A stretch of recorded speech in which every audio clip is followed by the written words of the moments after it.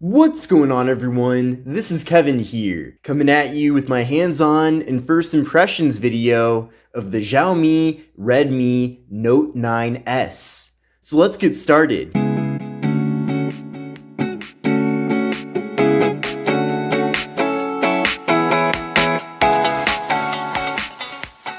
So this is the Xiaomi Redmi Note 9S. Now, I've been trying to get more and more into Xiaomi products here on the channel because I realized that they offer some really fantastic specifications for the price. Now, I'd like to thank Travis MCP for being my inspiration for picking up this device to cover here on the channel. I saw his video about the Redmi Note 9S and I really had to get one for myself to check it out firsthand. So here it is. Now, I did purchase this device on Amazon. Take a look at the link in the video description to see the most up-to-date pricing for the phone. But essentially, they did include a US wall adapter in the box, but they did include a US wall adapter in the packaging. So I'm guessing that in the actual box itself, we must have a European wall adapter. I did already open up the box and set up the phone for the sake of saving time, but I did put everything back in it. So let's lift the lid here. The first thing we have is a packet, so we'll open up this packet here. Looks like we get a SIM card removal tool. We also get a Redmi Note 9S user guide. We also get a warranty card as well, and we get a clear plastic case. So really awesome to see that we do get all of these things included here in the box. Then from there, we have the actual phone itself. So we'll put that off to the side for a second, and let's see what else we get. So yes, we do indeed get a European wall adapter here, but to be honest, I have so many US wall adapters anyway that it doesn't really matter to me. And then in addition to that, we get a USB-C cable for charging and data transfer. Now here is the actual Redmi Note 9S itself. Now this device is currently being offered at around $225.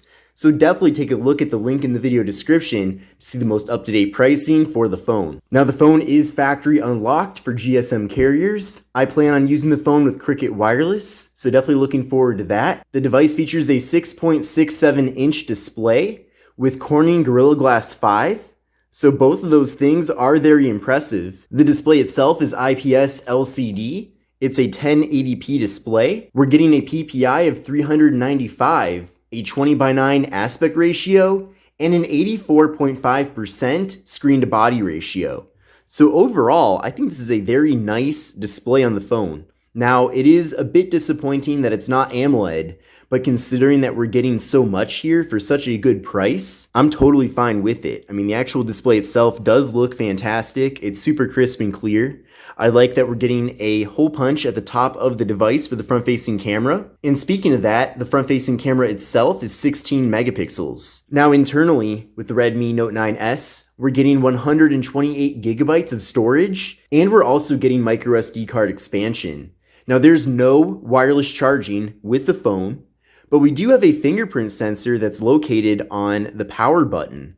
So personally, this is my favorite placement for a fingerprint sensor. I understand other people might have different preferences, but I prefer having it on the power button versus having it on the rear of the device or even having it built into the display. I understand it's cool and everything having it built into the display because that's kind of a more modern, futuristic feature to have. But from a functionality point of view, I feel like having the fingerprint sensor on the power button is the most convenient and most practical placement. Now, in addition to having a fingerprint sensor on the side of the device, we also get face unlock with the phone. Now, on the back of the device, we have a quad camera setup. So we have a 48 megapixel main camera, an 8 megapixel ultra wide angle camera, a 5 megapixel depth sensing camera, and a 2 megapixel macro camera. Now we are getting portrait mode with both the rear and front cameras, which is awesome. Now, if you didn't think these specifications are already very impressive for around $225, things get even better. So this phone features 6 gigabytes of RAM and the Qualcomm Snapdragon 720G. So I'm extremely impressed that we're getting such a high performance processor in a phone at this price. Now I did run a benchmark test with the phone and I'll show you the results right now, but I got an overall score of 276,686. So that is incredible for a phone in this price range, seriously. And not only are we getting a powerful processor and a lot of RAM with this phone, but the actual phone is really good looking. I'll talk more about the hardware in a second, but we're getting a very premium build with a metal band around the sides of the device, and then of course a really good screen to body ratio too. So this potentially could be one of my most favorite phones that I've gotten this year. Now the device gives you 4K video recording with the rear camera, and we're getting 1080p with the front.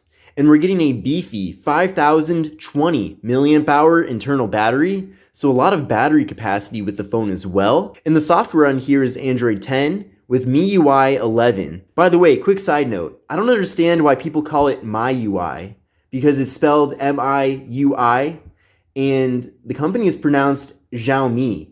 So wouldn't it be MIUI? Let me know if I'm wrong about that in the comments. Now, I'm not totally crazy about MIUI, but with a higher end device like this one, I actually feel like I can certainly live with this user interface. It's very iOS inspired, but I'm gonna give it a chance. I'm gonna try to get more and more used to it, and maybe Xiaomi will surprise me. Maybe I will actually be a big fan of MIUI when it comes time for me to do the review of this phone. Now, the device does not have NFC, which is a bit unfortunate. I'm actually really surprised that they didn't include that, especially considering that this phone seems to have pretty much everything else that you'd ever dream of from a budget device. But taking a closer look at the hardware here, I mean, really the only downside to this front panel is that the bottom bezel is a little bit on the thicker side, but it still is pretty small and streamlined. So I think this phone is extremely attractive, both in the way it looks, the way it functions. There's just really nothing about this device that disappoints me. I did download quite a few of my favorite applications to test out as I actually use the phone. Let me know if there are any specific apps that you'd like me to try out, as I definitely could do that as well. But taking a look at the left side of the device, we just have the slot for the microSD card and SIM card.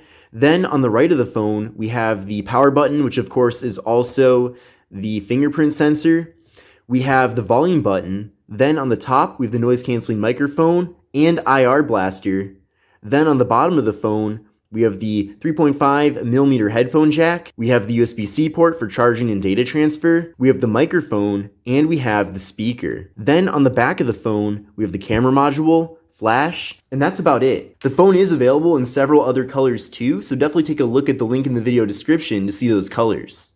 But overall, it's a very good looking phone on the back as well, and it really is like a zero compromise device. I mean, seriously, it's a great looking phone. I'm extremely impressed with the specifications that we're getting with it, and I'm looking forward to going out, taking a bunch of photos and videos, and doing other tasks with the phone as well, so that I can give you my full thoughts about it in the review.